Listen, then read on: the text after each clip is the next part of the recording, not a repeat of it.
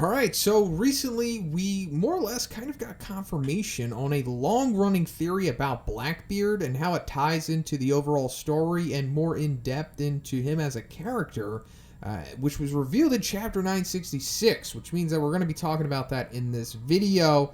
So if you're not up to date with the manga and you don't want to be spoiled, I suggest you check out now. So in chapter 966, we see in Odin's flashback the Whitebeard pirates and the Roger pirates meet up. And at this point, we're seeing for the first time a young Blackbeard and a young Shanks and Buggy are meeting. Now, when they do first meet, Buggy says to Shanks that you see that guy over there wearing the hat, referring to Blackbeard. He says, I heard that he didn't sleep a wink during the ceasefire last night, or the night before.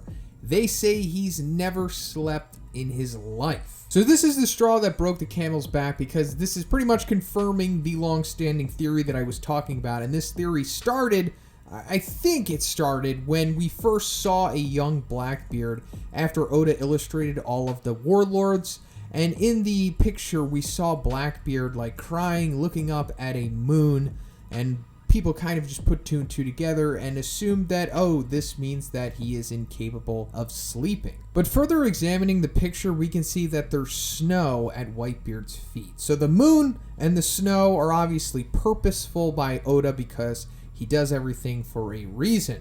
So the snow is going to give us more insight into where this is all headed. So let us go back 832 chapters, pretty much, when we're going back to Drum Island, which, further shows that this has all been set up for a very long time. So, in the very first instance of Blackbeard being mentioned in the series is by Dalton when he's talking to Usopp and Vivi. And he explains that the Drum Kingdom was attacked by the Blackbeard pirates and pretty much destroyed, and that's where Wappo left and everything like that. So that's kind of planting the seed of Blackbeard being tied to Drum Kingdom in some way. But we also know that Drum Kingdom, Drum Island, is always filled with snow, and it's always snowing there, and that goes back to the snow at Blackbeard's feet. So let's go deeper, because shortly after Dalton explains the whole Blackbeard incident, we see Luffy talking to Sanji as he has Nami on his back, and he says, did you know that people in snowy countries don't sleep? Because if they do, they'll die.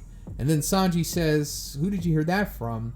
And Luffy says, a guy in a bar. So this is the most important piece of info that's going to tie everything together here. And it's just crazy that Oda had planted this so far back, because I remember when I originally read this or just saw it in the anime, and I just thought it was just a throwaway line, just Luffy being funny or something, because they had it back and forth prior to this. But no, this is actually pretty important backstory on the main villain of the series, because that's saying it right there. People in snowy countries don't sleep, because if they do, they'll die. And we just see in the current chapter of 966 that it's confirming that Blackbeard doesn't sleep, and it's because he comes from the Drum Kingdom.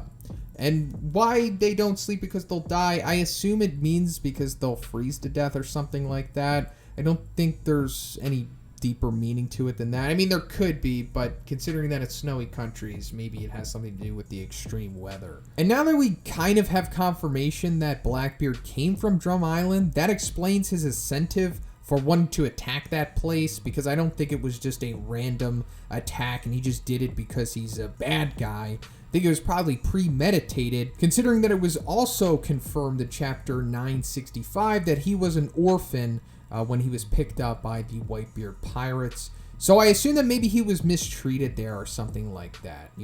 I'm assuming that that's probably why he went back there and just wrecked the place, to get revenge for how he was treated as a kid. And I'm sure this will all be further explained and everything once we get to the backstory and the flashback that we're gonna get inevitably once the story gets to him fighting Luffy, I assume, somewhere around there. Now, also, another interesting thing that we see in chapter 965 is that in the panel before a young Blackbeard is picked up, we see the Whitebeard pirates congregating and talking about setting up the divisions. But if you look in the background, you can see that they're like in a snowy environment with mushrooms and stuff. So this could be them either on Drum Island or close to it, considering that the climate that they're in is snowy. And then as we see Blackbeard in the follow-up panel, this could all also mean that, you know, he's coming from Drum Island.